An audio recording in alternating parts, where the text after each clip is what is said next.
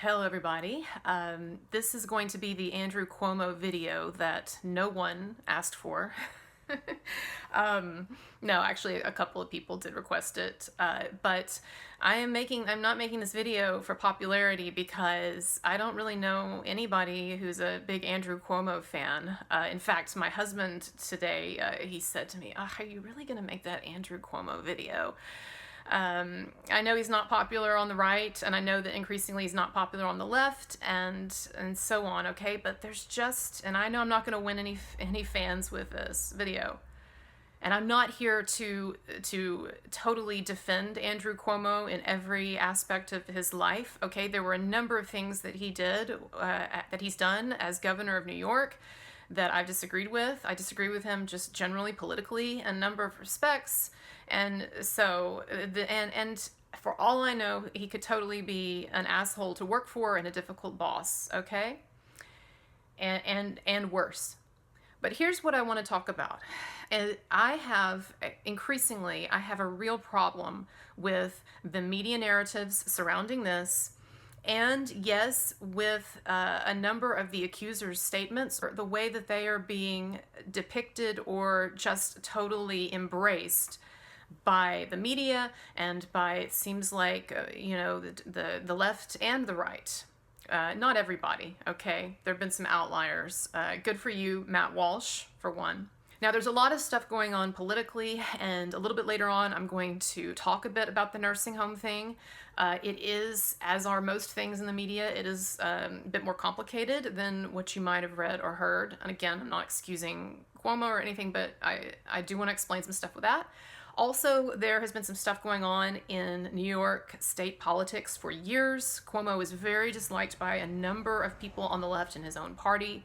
So, and they've been at war for a while. So there's other stuff going on, right? What I want to talk about, though, is the issue of sexual harassment, and even the word assault has been used by a number of people in the media, and which I think is irresponsible, but we'll talk about that. Anyway, so issues of sexual harassment, issues of the question of whether Cuomo created a toxic work environment, and then whether or not then he should have to resign for those things, and those questions. Okay, so there's two main things I want to look at. I want to look at the New York Magazine article that came out on Friday, because that is the big one where a number of these stories are put together, and that kind of sums up a lot of the situation, even though I think that it's really just irresponsibly written in so many ways, and I'm going to talk about that. And he even has like I think at least one really big lie. But anyway, so we're going to look at that article. And then we're also going to look at the interview with his most well-known accuser, a woman named Charlotte Bennett. This interview was done a number of days ago, but I think that if we do a breakdown of this interview and we go through some of it and we discuss it, then maybe it'll give you a better sense of what my concerns are here. We have to remember that we are in uncharted waters. I've talked about this before, but we are in uncharted waters in this new media age. And so you've got the media and just more and more sensationalized coverage and hype and lower journalistic standards. I think we all know this, no matter what side of the political aisle you're on. And that combined with this new fervor of MeToo and believing all women and that sort of thing. Not that MeToo has not had some beneficial aspects, and none of us are going to argue for keeping Harvey Weinstein out of jail, but we do know that it has gone too far in a number of ways. And so you take this new media moment and you take Me Too and you put it together, and I think that we just need to start being more skeptical and try to maintain a presumption of innocence and not cancel people without actual evidence. And it used to be that when there were multiple accusations, I think people felt pretty confident in saying, well, you wouldn't have all of these women coming out and making accusations if the guy hadn't done something bad. But I have noticed that with some of these recent Me Too cases, and I'm not going to go into discussing which ones now or whatever I talk about one of them on my channel, But with these recent Me Too cases, I've noticed that the wording is just becoming more and more vague, and it's expanding. And when you actually get to the meat of the allegation, which is like when you actually read what Cuomo, for instance, is actually accused of doing, I'm not going to say that it's all excusable behavior, but I'm going to say that it is not sexual assault. And I know the worst allegation I know is one groping allegation, but I'm going to tell you why that one is highly, highly suspect in a moment. But the rest of it, as you're going to see in this article, it's stuff like, we were at a party and he touched my back while he was talking to me. Well, that might not be just great boss behavior, but I don't know the context of any of this. And it's not in and of itself, to me, it's not something to act traumatized about, or that I would even say creates a hostile work environment. Now, of course, I know there are different ways of touching a back, but look, let's just get to it, okay? You can make your own judgments. You don't need me to do it, I know. But I'm going to read this article to you. Like I said, this is one of the big ones that has just come out. And so it says, abuse and power. Andrew Cuomo's governorship has been defined by cruelty that disguised chronic mismanagement. Why was that celebrated for so long? All right, so there's a wide net, I understand, being cast here in terms of the topics that they're going to look at, but let's just go ahead and get into it. So, typically you want to, when you're a writer, you want to put some of your best material at the beginning of your article or your essay or what have you, because that's where you're wanting to really, hook the audience. And so we're going to look at this. It says, Joel Wertheimer took a job in Andrew Cuomo's administration in February 2017, straight from his position in Barack Obama's White House. He came on alongside almost 30 other new hires, many of whom had also worked for the outgoing president or on Hillary Clinton's campaign and were seeking a progressive professional path through the Trump years. Okay, so it's just basically describing that there's this guy named Joel, and he took this position in Cuomo's office. It says, early in their employment, a few of these staffers were invited to a party at the governor's mansion in Albany. Partway through the bash, there was a roast of Cuomo's top aide, Melissa DeRosa, then the chief of staff, but soon to be promoted to secretary to the governor. Now, it's just describing that basically as a part of this party, you know what a roast is, right? And so they're basically just kind of trying to celebrate someone by embarrassing them. And so there's going to be a roast of his top aide, Melissa DeRosa. We're going to be hearing more about her. She's kind of like his hammer, so to speak. She's one of the ones that really people are afraid of, and like his underling and stuff, supposedly. So, said the roast, said Joel Wertheimer, entailed projecting photos of prominent state officials, then asking Melissa if she knew their names, and then her not knowing. In other words, like they would take these pictures of these prominent state officials, like this is Assemblyman Connor and, Assemblyman Smith or whatever, and then they would ask his top aide, Melissa DeRosa, if she recognized them, and if she didn't, her not getting the answers right, it was kind of like, oh, ha ha. The newcomers whispered and huddled together while everyone else laughed.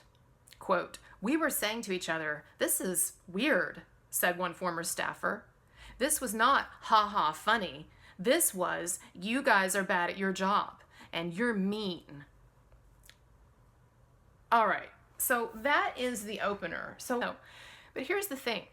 This is what starts the article. Okay, now I don't know if this is just kind of bad writing or bad strategy or what, but it really shows the weakness of the article that right out of the gates, this is going to be like, this is a big accusation, is that, oh my God, there was a party, an informal party, and, people were drinking and having a good time, and we were ribbing this woman, ribbing his chief or whatever, that she didn't know some of these names, and that's the big scandal, that's the, oh my God, that you're going to start it off with. Now, I know it goes on from there, but I'm just saying that this, already it kind of rings alarm bells, because this is not serious journalism, and you're going to see that as we get into it. So this article then, it goes on to talk about, and I'm linking to it so you can read it yourself, but it goes on to talk about this nursing home issue, just a bit, and I'm going to talk about that in a little while. But anyway, just kind of giving the background on some political challenges that Cuomo has been facing. And it says, so yes, he's dealt with some of these scandals or issues. And then it says, but until now, none of this left a lasting mark on the governor, meaning politically, right? If anything, it burnished his reputation. Cuomo was a bully, but he was our bully. Over the course of the past year, however, the political dynamics in his own state were shifting. Now the venal toxicity that has buttressed his career has, at least temporarily, been exposed for what it is. Now, one thing, and I say this as someone who I know I use big words myself, right? But one thing that you do want to, I think that we all want to be careful of is this article. It uses a lot of really vague words to describe Cuomo and to describe his environment and his office and all of that. And so, talks about the venal toxicity that has buttressed his career. Okay, I know what that's saying, right? It's saying, you get it, but at the same time, what specifically are you really telling me? And I found this article to be often really big on the big, bombastic phrases and proclamations. Later in the article, after it talks about gives some of these critiques or stories about Cuomo, this is what it's going to say. This is what the article says. Brute, white patriarchy has been a political norm since the beginning of American politics. Brute white patriarchy. And then it uses these phrases a lot, it's there's a problem with how white the history of New York and the history of New York government is, and that Cuomo, he's a part of that brute white patriarchy, even though they're not alleging anything here racial about Cuomo. But I guess what I'm trying to say to you is, and this is not an article that is interested in sort of a fair, reasoned, objective look at things. And those articles really are not out there. It is really now all about just piling on. And some of this stuff that doesn't even make sense. Cuomo is a part of a racialized, patriarchy. So the stuff that's going on, that's being alleged, is an extension of, racist structures and stuff in New York State, in his office. And I just... Okay,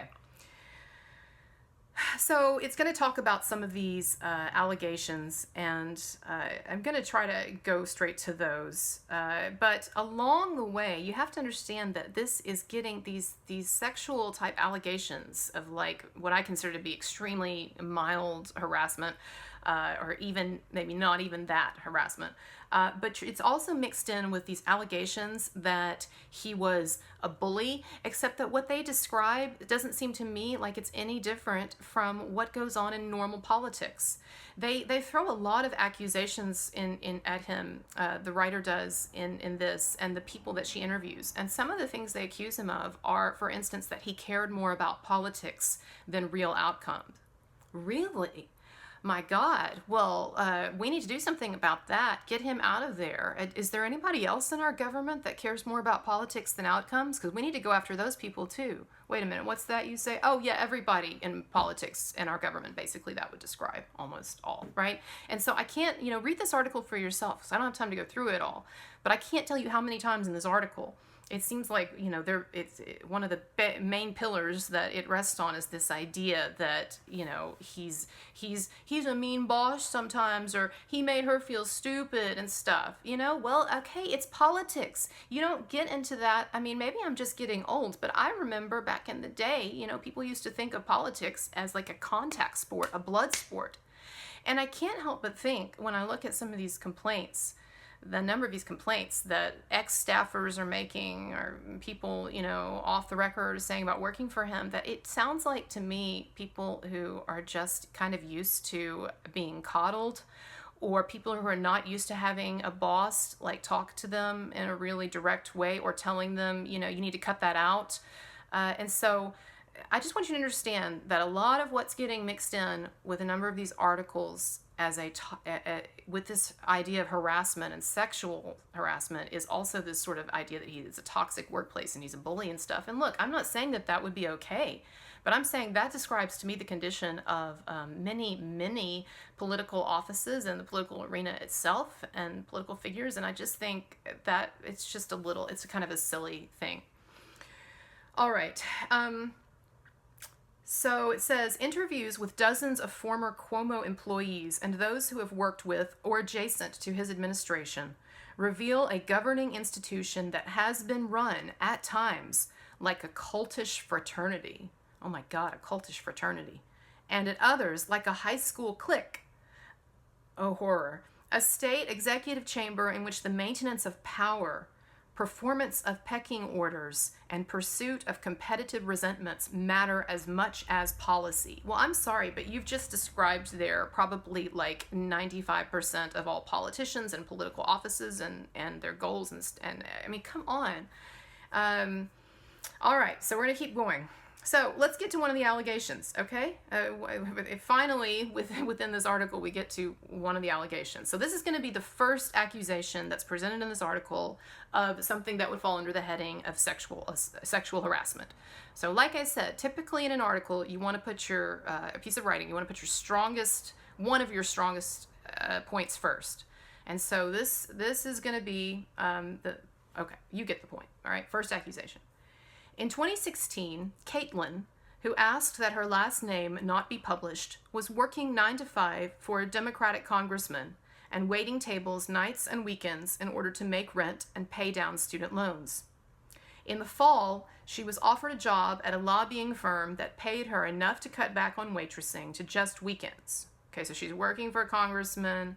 Somebody said in one of the comments, why do you repeat things? Well, I repeat things because I found that it actually helps me. So I know sometimes it's a little boring maybe to have stuff repeated, but I am reading this to you, I think, kind of fast. And so I'm just trying to help you understand. It's not for everyone, okay? It really isn't, but that's okay. It says waiting tables nights and weekends in order. Okay, so we talked about that. It's so she's working for this congressman and she gets a job at a lobbying firm. 6 weeks after starting her new job, Caitlin was working at a fundraiser that her firm was hosting for Cuomo. So she's working for this lobbying firm, and then Cuomo is one of their clients, and they're going to do this fundraiser for him. As the governor left, he stopped to greet staffers of the event. When he approached Caitlin, she introduced herself and told him that she used to work for a politician. To her surprise and confusion, he replied that she would soon be back in government, this time at the state level. Quote, then he grabbed me in a kind of dance pose, she said, while a photographer snapped a picture. I was thinking, this is the weirdest interaction I've had in my life. I was thinking, don't touch me. Everybody was watching. Caitlin recalled feeling uncomfortable and embarrassed in front of her new colleagues. Quote, my whole team of people I'd just met, who gathered around her after Cuomo walked away, joking, oh, the governor likes you. Now, understand that they're at a fundraiser, okay? And so a fundraiser, it is generally a kind of very relaxed atmosphere, people being served a lot of alcohol. It's like a party. It's a party that you pay to go to. So I want you to understand that although this woman, Caitlin, she was definitely, and I won't argue that her relationship to Cuomo was established as being a professional one and not a personal one. You do have to understand the context of a kind of a party atmosphere. And Cuomo, she says that he grabbed her and he told her that she would be back in, basically that she would be back in government soon. He's going to end up offering her a job, according to her story. But then she says he grabs her in a kind of dance pose. Now, you know what we're talking about, obviously, but you've seen, couples and they'll kind of, where they're going to dance. And so what she's alleging, basically the extent of this harassment is that they're at this party. I would imagine people have been dancing and stuff. And he grabs her kind of, awkwardly, or he thinks that he's being funny, or who knows what he's thinking, right? Maybe he was getting something out of it. I don't know. But he's got her in a dance pose for a minute or however long. She doesn't say it was a long time, but and then that's it. Now, I'm not saying that that is the most professional office behavior. I'm not saying that that's something that I would love my boss did, okay? And that can be a discussion I think that we can have is at some point is what's the standard of behavior? What should the standard of behavior for a professional situation be? But I don't think this was some horrible violation. And this is the first thing that they put in the article. Like this, this is one of their main shots here.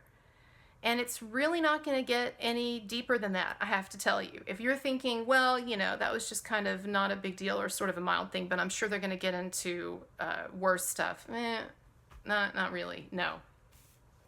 Now she goes on, Caitlin goes on to describe how she then received a voicemail from Cuomo's office asking her to interview for a job.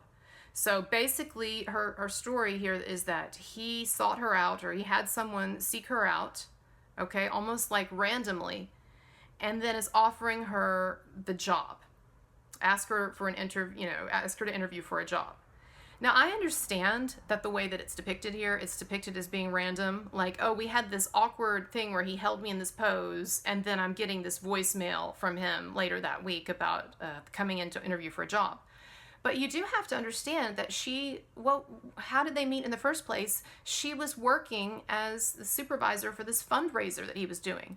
So, I don't know. Of course, it's entirely possible that he thought she was attractive and that figured into him wanting to interview her or hire her. But also, it could be that she did her job really, really well. He had interacted with her, had seen the result of it. She finished the job and he's offering her the job. Or maybe it could be a mix of both, Maybe he's hiring her because he thinks that she's really competent and stuff.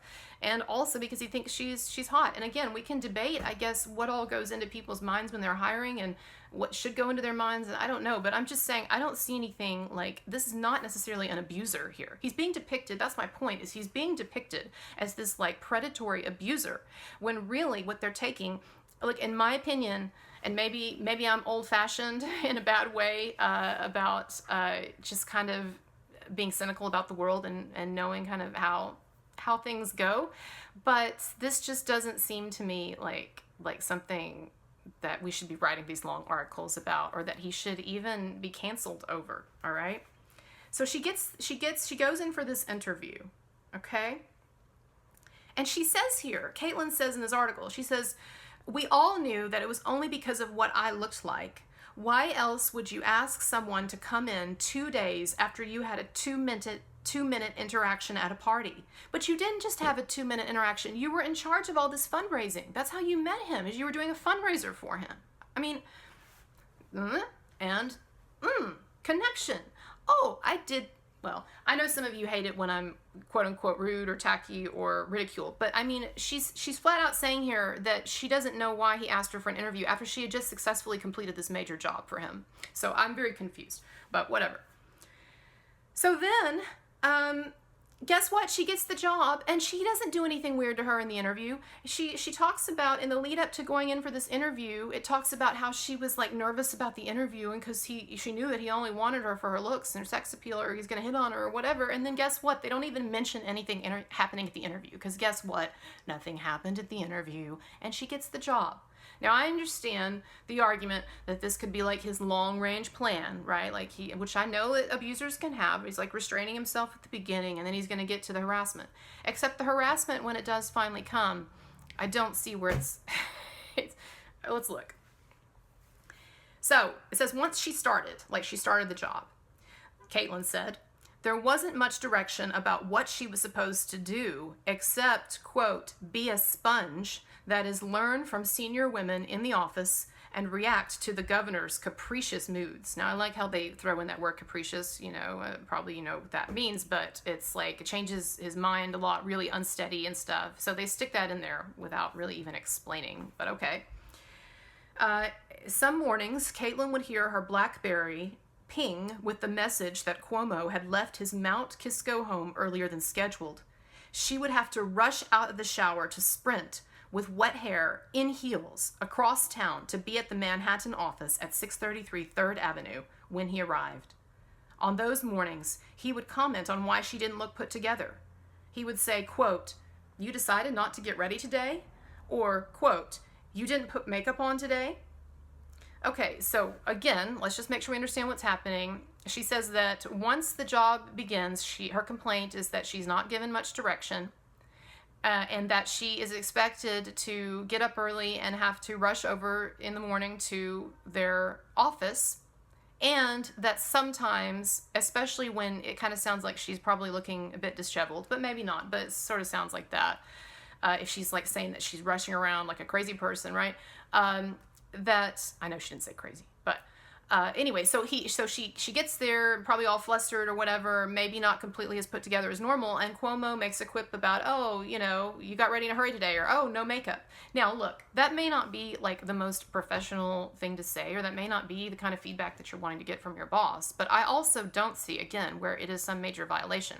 And it could almost be, I mean, it could be innocent too. I mean, I know that when I don't wear makeup and I go to work because people are used to seeing me look a certain way, occasionally, once or twice, I'll get a comment like, oh, no makeup or whatever. I mean, you cannot take all of these things as like the slings and arrows of outrageous fortune, to quote Shakespeare. It's like, these are not things to just constantly be like upset about or take as some kind of like deep like assault on your person or harassment. All right. Then the article says, in speaking with 30 women about their experiences with Cuomo, okay, so now they throw in the number 30, because how can you argue with that number? Okay, well, in speaking with 30 women about their experiences with Cuomo, almost all who worked for him commented on the extreme pressure applied by both the governor and his top female aides to dress well and expensively. Some were told explicitly by senior staff that they had to wear heels whenever he was around. Caitlin was still paying off her student loans. Quote, I did what I could with my clothes, and it wasn't good enough for them. I didn't have designer stuff. She remembered wearing a plaid Gap button-down shirt she thought was cute, but the governor remarked that she, quote, looked like a lumberjack. Oh my God.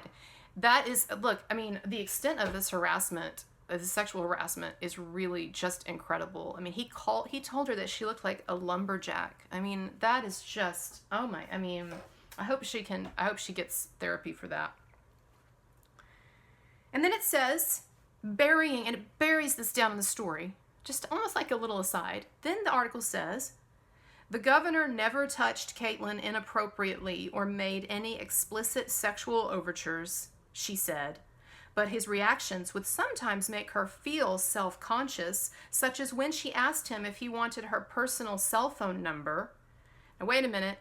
Such as when she asked him if he wanted her personal cell phone number. So she's asking him if he wants her number, which is fine, but he's not even trying to get her cell phone number. And she says that when she does this, quote, he behaved as if, she says, I thought this was a normal thing to offer your boss, the cell phone, but he behaved as if she'd come on to him. Well, that's what she says. They don't elaborate. So basically her big accusation here is that at one point she offered him her cell phone number. Like, I thought, my boss would like to have my personal cell phone number, which is fine. And he kind of apparently sort of makes a joke or sort of reacts like, oh, you're giving me your number or whatever. Okay, so he said something lame. He said something awkward. And then it says, once in Albany, he brought her in to show her a room adjacent to his office. It was cold, and he was standing very close to her in a way that made her feel so profoundly uncomfortable that she remembers shaking. Now think about this. It was cold, and she remembers him standing so close to her that she remembers shaking. Well, first of all, if it was really cold, it's probably partly why she's shaking. But secondly, again, she's alleging he stood close to her at one point. At one point in time, during all of their many interactions as she was his employee, there was a time when he called her into a room and he stood close to her and she shivered.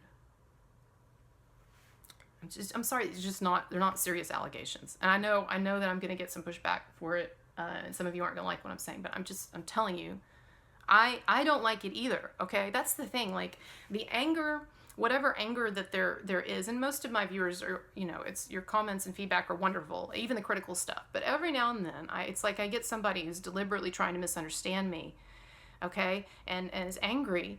I understand that you're angry, that you don't think that I should be questioning these Me Too narratives and a number of these accusers in some of these situations, but I'm angry that you will just accept what to me seems like basically nothing as some great indication of assault or abuse. See, that is a problem for society, and a number of people are not waking up to this, and it is only going to get worse. Okay, next, on a different day in Manhattan, Cuomo asked Caitlyn to come into his office and look up car parts on eBay. Okay. Quote, he sat at his desk and angled his chair around. It was a tight space with Caitlyn standing between the seated governor and the computer he was asking her to work on. Quote, so I was standing there in skirt and heels, having to bend over his computer with him looking at me and me looking up car parts. But then, so look, I cannot vouch for every one of this man's interactions. I cannot say whether at times he sounds like, only rarely, because they only come up with like this one instance, might have had some awkward positioning relative to someone who's coming in and looking up something. His staff talks about how he was notoriously technologically inept and that for years, male and female staffers have assisted the governor with his computer. So again, we don't, you take these little, and I've talked about this in my other videos, but you take these little snippets of a minority of disgruntled people, a number of whom, are not even coming on the record officially with their full names or whatever. And look, if this is the best that they have got, let me just put it this way, okay?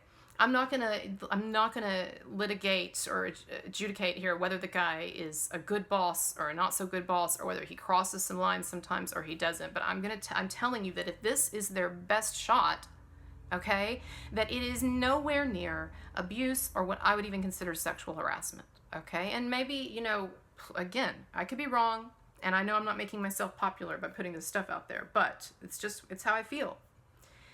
Now that's basically it for Caitlyn's allegations.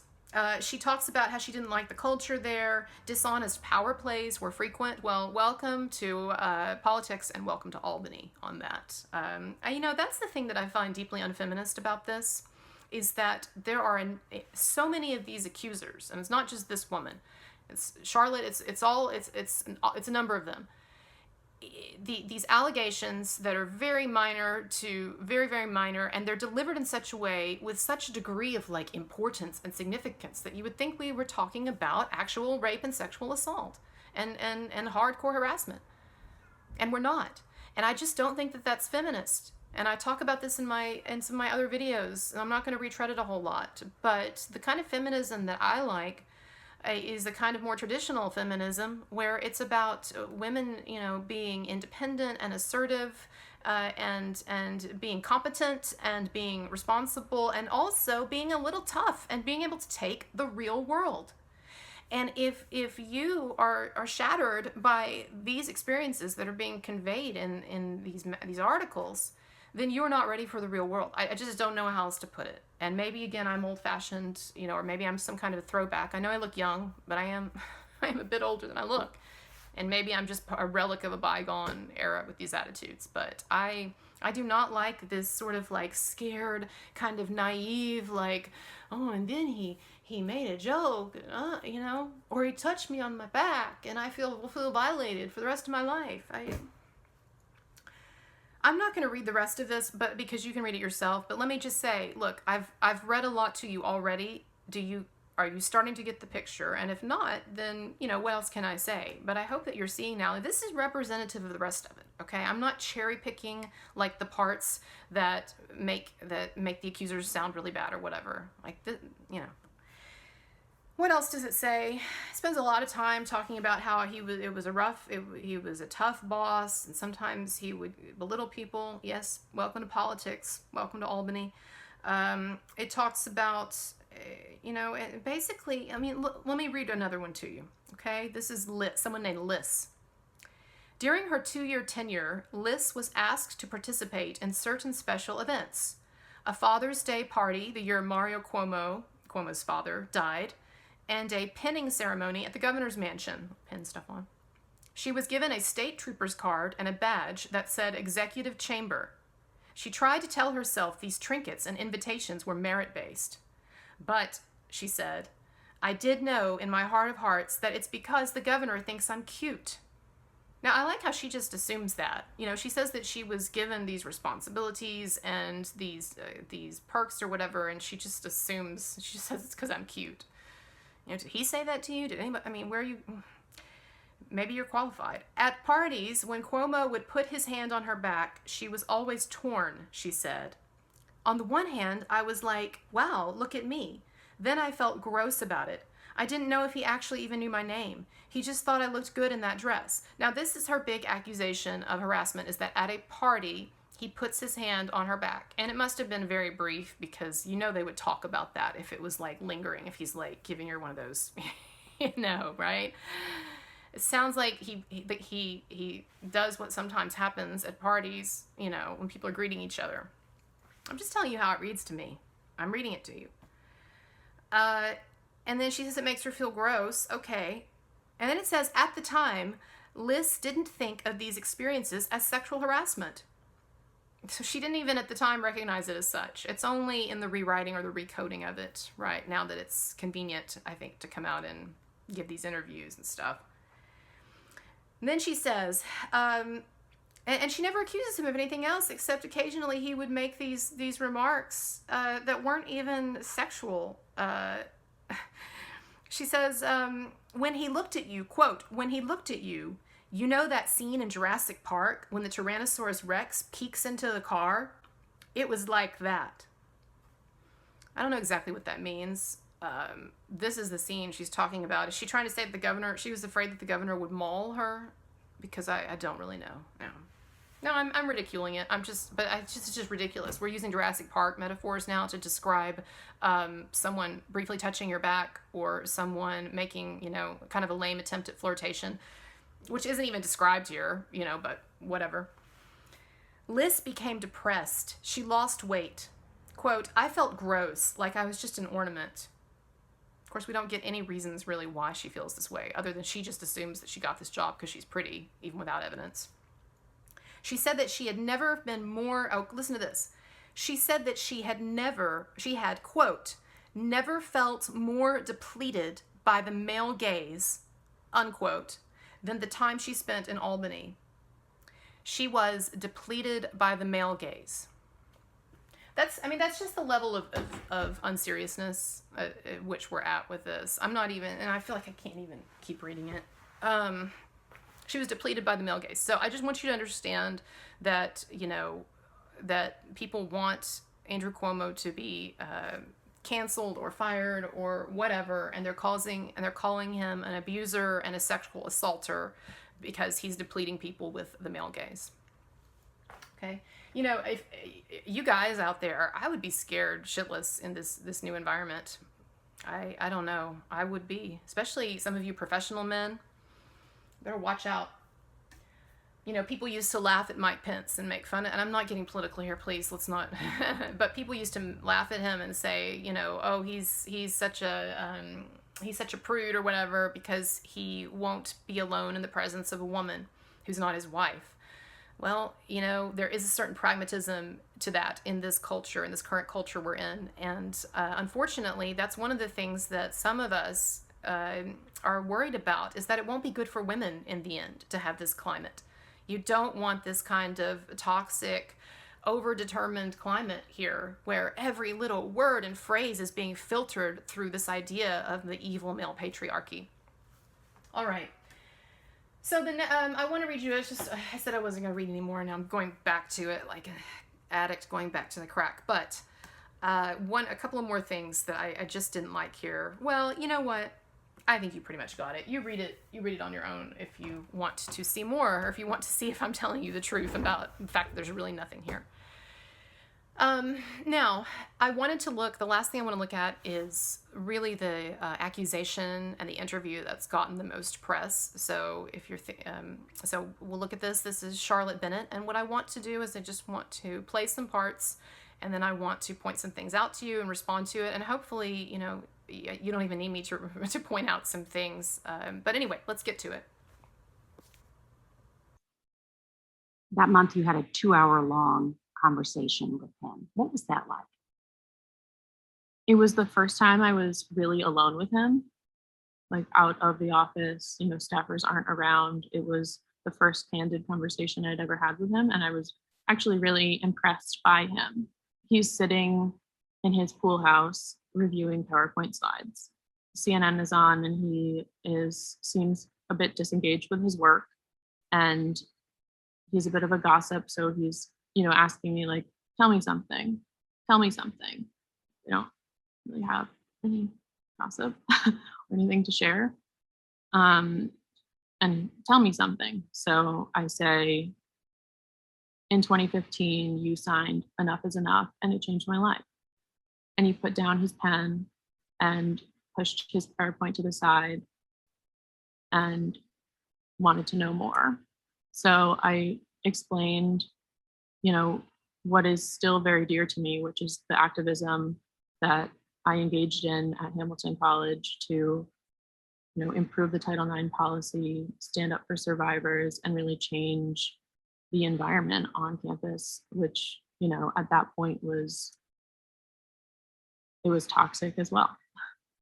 Now, I just want to point out here, and it's not determinative or anything, but before she worked for Cuomo, she had already been a big sexual assault activist, and that this was a big part of her identity, and that she felt that the college that she was at was toxic, and she worked on expanding like Title IX initiatives and stuff, and I've talked about that in other videos, but I just want you to understand, and maybe you think it's not important, or it is, but she's coming into this situation that she's going to describe with Cuomo already as someone who is deeply focused intellectually and psychologically and professionally on sexual assault advocacy and activism. And we engaged in a longer conversation about sexual violence. He asked some really personal questions, and it was pretty emotional. And he explained to me that it was very near and dear to his heart. And he was even teary at that point, explaining like how important it is that women feel safe. And I remember him at this point saying, like, I don't know if you should engage in this work professionally. I think taking the pain that you experience and using that as the foundation for your career will be a mistake. And he also said that people in positions of power will never give up that power. So I will always be on the wrong side. And at that point, you viewed him as a mentor, correct? Correct. Then it says their professional relationship took a turn on May 15, when she alleges the governor started asking about her love life and became fixated, repeating over and over again her history as a sexual assault survivor. So he goes, "You were raped. You were raped. You were raped and abused and assaulted." So May 15, you haven't seen the governor in months because of the pandemic. You go in very early in the morning to deliver the briefing book, and he's very chatty. Mm-hmm. And he asks you what you're doing that day. And so you tell him you're giving a speech at Hamilton about your own experience as a sexual assault survivor. Mm-hmm. You say he was fixated on that. Yeah. Yeah. The repetition was scary. The eye contact was scary. And I understood that it was not to be supportive. No person supporting a survivor would speak like that to them. Why do you think he was fixated on you as a survivor of sexual assault? Why was he fixated on her as a survivor of sexual assault? Because she's fixated on herself. I don't know how to. I mean, it sounds like that's one of the main things that she's been talking with him about. Going way back when, he's like, remember that initial meeting that she discusses where he says, talk to me about something, and she says, well, you signed this piece of legislation against sexual assault that is really near and dear to my heart because I've been working on it forever since college because I was sexually assaulted, blah, blah, blah.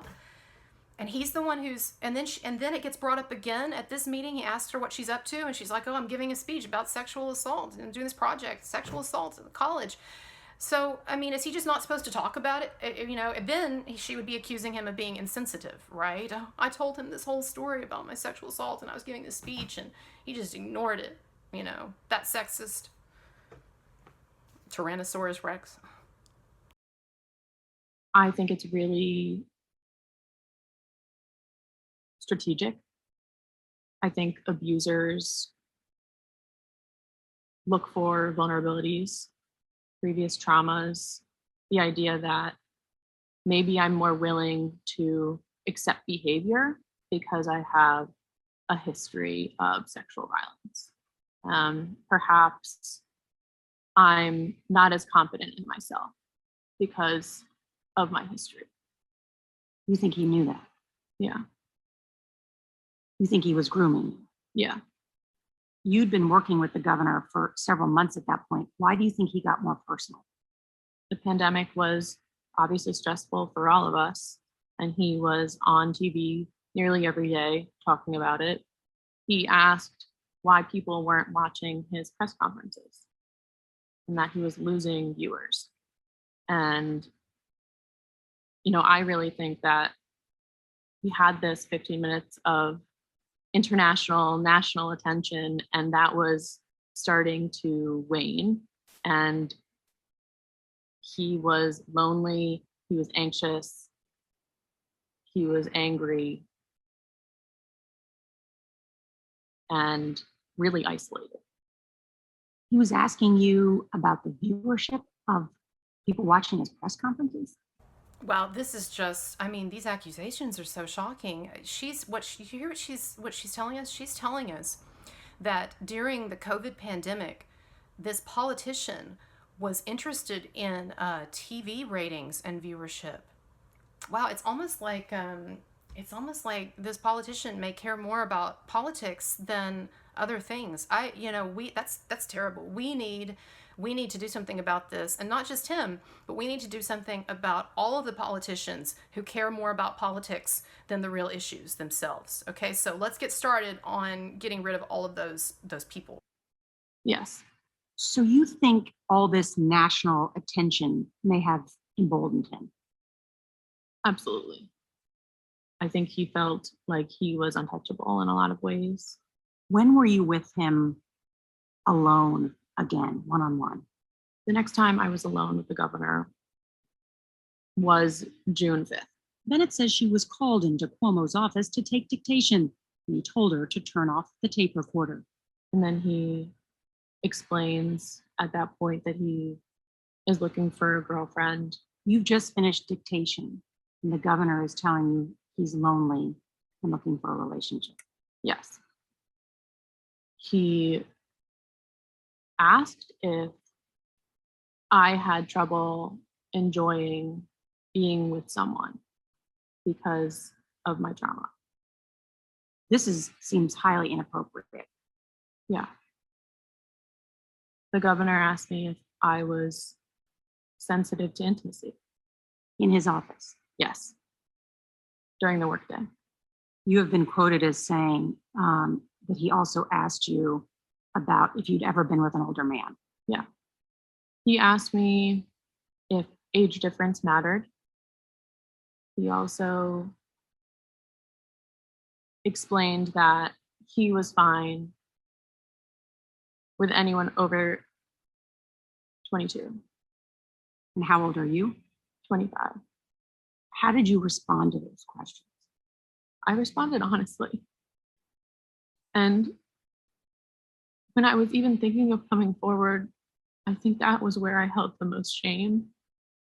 And that, I really was uncomfortable and understood that my boss was asking these questions. So I was trying to answer them. Why did you feel shame? I feel like people put the onus on the woman to shut that conversation down. And by answering, I was somehow engaging in that or enabling it, when in fact, I was just terrified. Some of you are going to hate me for saying this, but this person is just not ready for the real world. Okay? I'm not saying that it wasn't inappropriate.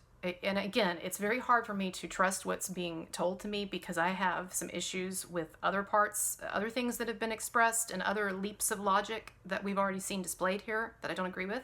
But let's just say, for the purposes of the argument, that I take everything that she just said at face value, and the context was exactly as it's being insinuated, and it came out just like she's saying he said it, and so forth. Yes, inappropriate. Yes, inappropriate. An awkward, inappropriate attempt to hit on someone. We could get into, and I'm not a lawyer, we could get, maybe Andrea and I will get into discussion of the legalities of this and what counts as harassment and what should count as harassment or whatever, but I'm just telling you that this, my experience, in the workforce or over some decades, but anyway, I don't know, was it decades? Oh gosh, it's almost decades, yeah. But my experience in the workforce is that, yes, there's all kinds of personality quirks and difficulties with bosses and sometimes inappropriate things, okay? Again, this to me does not sound like abuse. It certainly is not sexual assault. I don't even think it crosses the bar for what I would consider sexual harassment. Maybe you disagree, but I'm just presenting this to you and telling you what my issues are with it.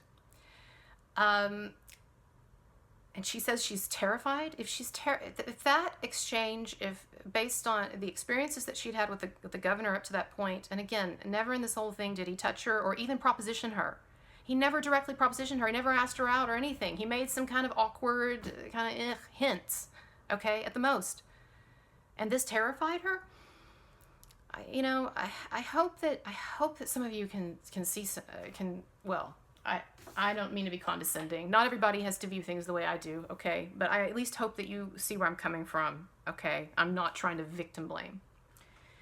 Now, I could play more of this, but honestly, it just continues in this vein. So again, this is their best shot, at proving that he is an abuser and someone who needs to be taken out of his job where he's a dangerous predator.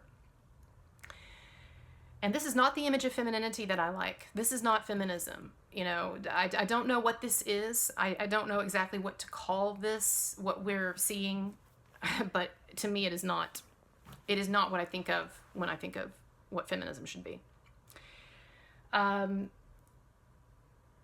I know that some of you might be saying, but wait a minute, I heard there was a groping allegation, or I read that there was a groping allegation. Well, here's the thing. I don't trust that either because it has been so deliberately misrepresented by Cuomo's enemies and by the media. If you look at this. This is the kind of headline that's everywhere right now, okay? It makes it sound like, it basically just says that an aide to Cuomo has come out and accused him of groping. But in fact, when you actually look at the story, or when you dig into the fine print on these stories, what they kind of tuck away in there is that, in fact, what happened was someone who is supposedly friends with or connected to the aide contacted the media under the cloak of anonymity. None of their names would be printed, neither the aide nor this accuser, but contacted the media and said basically, yeah, my friend or my associate or whatever said that she was groped by the governor, that she went over to his, was it his home or his apartment, his home or office, I can't remember, and that he groped her. Again, no context given. We don't know. There's always, there's romantic stuff that happens in offices. Maybe it shouldn't, but you have this guy who is not married, powerful man, governor. I think for an older guy, he's kind of cute. Okay. Don't at me on that. But, and I don't know what the situation was of this woman that we don't even know who she is. And she's not even coming forward herself saying that she was groped. I mean, was it a random groping or was there some kind of romantic thing going on? And not that that would have been great or appropriate, okay? But I'm just saying we have got, I am concerned about this black and white thinking, okay? In terms of like these absolutes, like he's you either are an abuser and a sexual assaulter or a sexual harasser and you need to be canceled, or your behavior is perfect, or is always exactly what it should be. And I just wonder how many of us could withstand that microscope. I mean, think about it.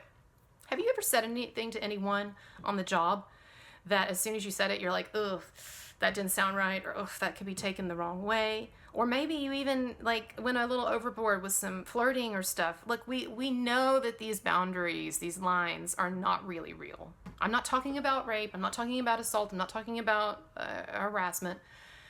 But we know that these codes that we put in place at the workplace and so forth, they don't restrain human impulses. Okay. And so that's all I'm asking. Are we seeing with Andrew Cuomo, are we seeing an abuser and a predator and a guy who's exploiting women? Or are we seeing some kind of awkward, at times sort of lame, maybe uncomfortable behavior, maybe inappropriate behavior at times? We're certainly not seeing a lot of it because I don't see a lot of specificity in these articles. I see a lot of like general stuff. And so I don't know, make of that what you will. He definitely has a lot of enemies. He definitely does not have a lot of supporters.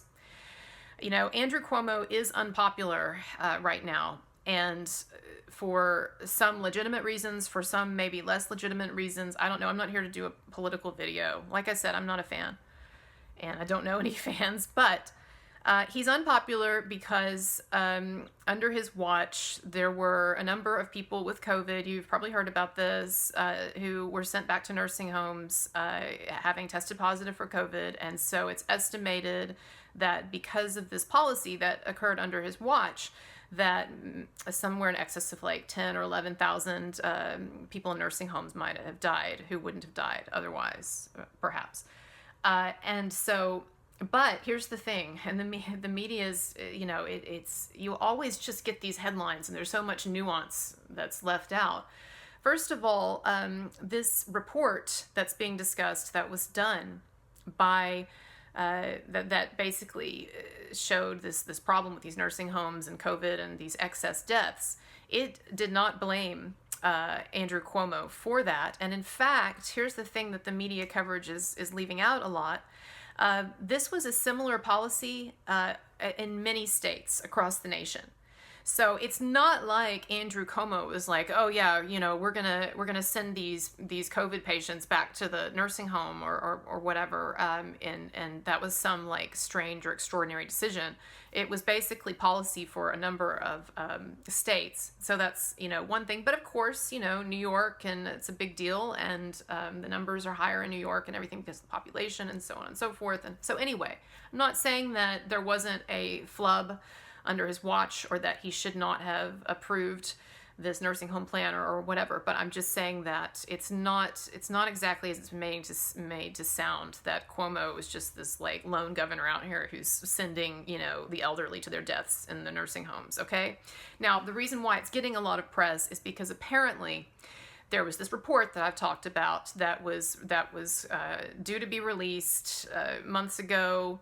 And it seems like there was an effort on Cuomo's part of his aides to delay it, and then finally some of Cuomo's aides actually edited the report and edited out some of the sensitive information, like the number of people who had died in nursing homes as a result of this COVID policy.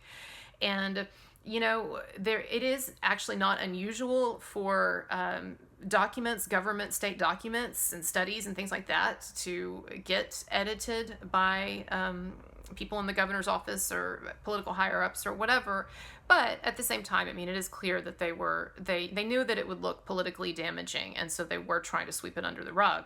Now, again, it doesn't seem from the research that I've done that the policy, that this is something that Cuomo was alone in doing, or that it's not even something that the original unedited report blamed him for. So we just have to be kind of careful, I think, about throwing around allegations of like he killed 11,000 people or whatever, okay? But I don't want to wade into the politics of it in that respect. I just want you to understand one reason why he is very disliked right now, and why a number of people in the Democratic Party would be willing to cut him loose, because he's got all of this baggage. It's gotten a lot of press coverage because, you know, the numbers are higher in New York, being more populated and stuff, and so this thing has gotten a lot of press coverage, and so that's one thing. Also, there are a number of people legitimately angry with him for shutting down, you know, New York's economy in various ways. And we could get into a debate about COVID policy and everything, but, you know, the quarantine and the shutdowns and all the limitations on, New York City restaurants and their capacity that they can hold and stuff like that. It's been very controversial. So there are a lot of people who are mad about that. And then there are a lot of people, and this is something that's not as widely known, but there are a lot of Democrats in Albany, in the New York Assembly, in the State House, who actually hate Cuomo. And the reason for that, and I don't have time to get into all of this, but this is what I've read, is that Cuomo for years now, and he has basically sort of been in league with some of the more moderate Democrats and even some of the people more on the right side of the aisle. He's kind of in some ways been perceived as being in league with them, and has basically been in league with them against the more extreme left wing, or whatever term you want to use, Democrats in the state house. And so it's basically, what I'm trying to say is that there's a lot of anger at Cuomo, and there's been a lot of political anger at Cuomo among state officials and many on the left. And so that's another reason why so many of them are really eager and jumping on this, I think, to get rid of him. I do think the media are being unfair. I do think that this is a concerning new trend, or an increasing trend, this sort of MeToo hype that now occurs, where there seems to be this organized rollout. It'll shift from one guy to another, and then there's this organized rollout of accusers with, once you actually get into their stories, pretty flimsy stories. Not all or anything, right? I'm not talking about Weinstein. I'm not talking about Cosby or whatever, but or R. Kelly, or whatever. Definitely you won't see me defending R. Kelly. Now this video, it may not age well. Maybe, we wake up on Monday and we find out, and there are all of these really serious allegations that have come out. Or maybe the report, the Attorney General's report, or the impeachment proceedings that are gearing up in New York, maybe that will yield additional information. But right now, this is where I'm at on this. I think there are a number of problems with this media narrative. And so anyway. And I just wanted to add one more thing. I just woke up, but two things. First of all, I do know that there is another allegation where a woman is claiming that Cuomo briefly kissed her and she wasn't expecting it or wanting it. And the only reason I didn't get into that is because I just don't have time to get into every allegation or every article. And so what I wanted to do was show you what I think are two of the most representative or well-known examples, which are the interview that I just showed you, and then also the big article that came out on Friday with some of those accusations. So what is my opinion on the other accusation about the brief kiss that was unwanted? Again, if you actually look at her Medium post, because she posted this story on Medium, that accuser, and you get into it, it's really got some big problems and some leaps of logic and just frankly some ideas that I just don't agree with. And so I can't trust it. I cannot trust, with the absence of evidence and with the holes that I feel like I am able to poke into in these articles and their arguments. I just don't feel that I can take any of these assertions or descriptions of events at face value. I just don't. And again, that's where the presumption of innocence comes in. But also I think it's not just that, but it's that our media has shown itself increasingly to not be credible on this or other issues, but on this. And having looked at a number of accusers' statements and interviews, as we've just done, I hope you can see that there are a number of issues. And the same holds true for the Medium article and that accuser, if you want to go look at it. All right? So I just wanted to point that out because I knew somebody would bring it up and say, what about this? Okay. And again, I appreciate you watching, and these videos are not, they're not monetized, and they can be pretty unpopular. So if you want to tip me or be a patron on Patreon, that would be great. But otherwise, just please subscribe, like the video, or dislike it. Dislikes are good too, so whatever. Have a good day, and I'll be back with a different video on a different topic this week that I think you'll really like. All right, bye-bye.